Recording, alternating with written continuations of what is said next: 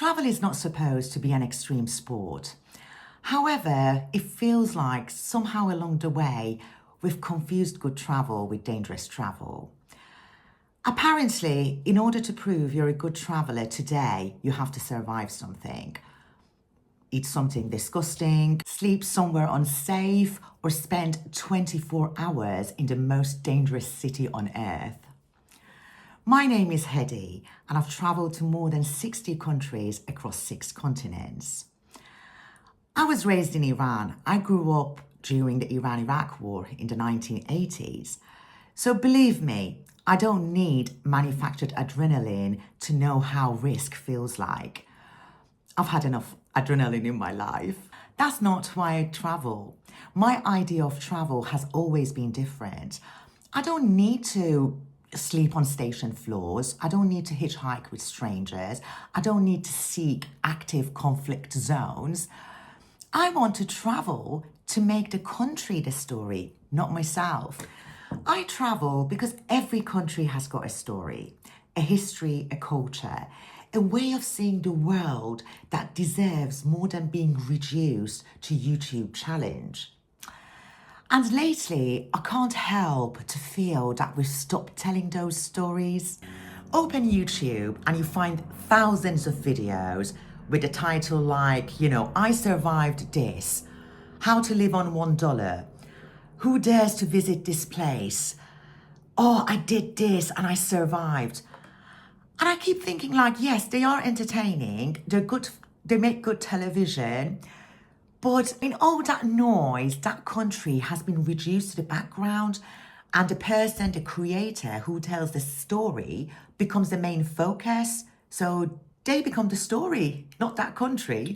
I've also noticed that many big channels, travel channels, are mainly focused around endurance and constant adrenaline and conquest, rather than the actual experience of the country.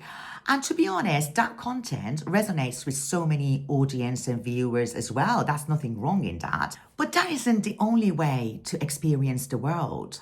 I would love to see more contents from creators, especially women, who focus on people, culture, history, and cinematic storytelling rather than competition.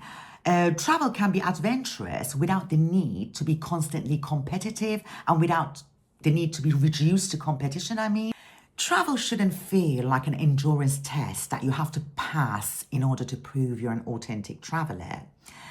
Yet, so much of the content that is rewarded online suggests that the louder, the riskier, the more extreme, the more dangerous you are, then probably the more authentic traveler you are as well.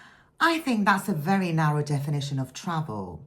I don't want young women looking at travel videos and think their bravery is measured by how much they can survive or put themselves at risk.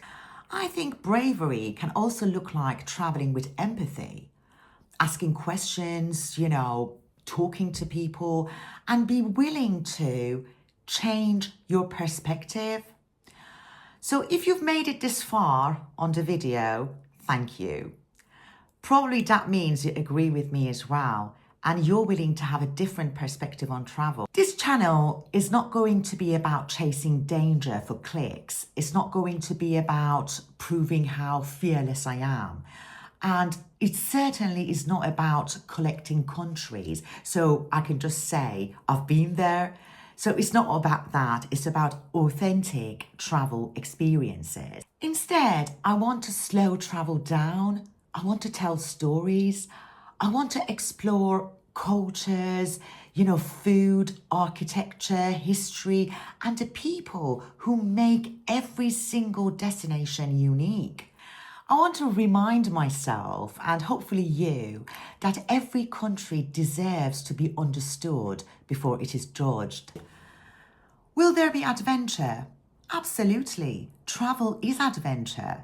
I've found myself in more unexpected situations that I can count. As a solo woman traveler, I've been through places that so many people told me not to go. I've been in places that unexpected, conflict has erupted. And there were moments that I genuinely questioned myself.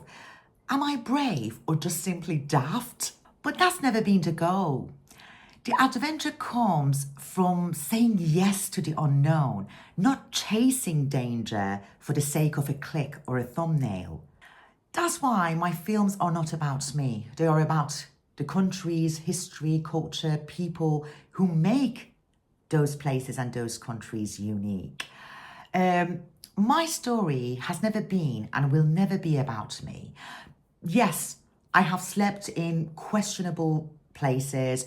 I've had buses break down in the middle of nowhere.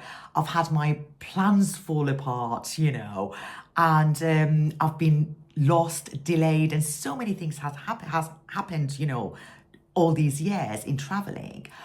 But that has never been the purpose of my trips.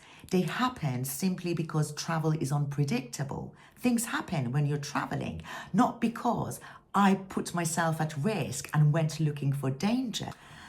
And I don't believe that you have to put yourself in danger in order to prove you're a good, worthy traveler. If you're someone who loves learning about the world, about the people, history and cultures, and you believe travel is about learning rather than conquering, then I think you will feel at home here. This is just the beginning. If you've been looking for travel stories that are slower, more thoughtful, more human, then I hope you'll join me. Because I don't think the world needs another travel influencer. I think it needs more storytellers. I've got loads of stories, and to be honest, I can't wait to share them with you. Welcome to the journey, and I'll see you in the next country.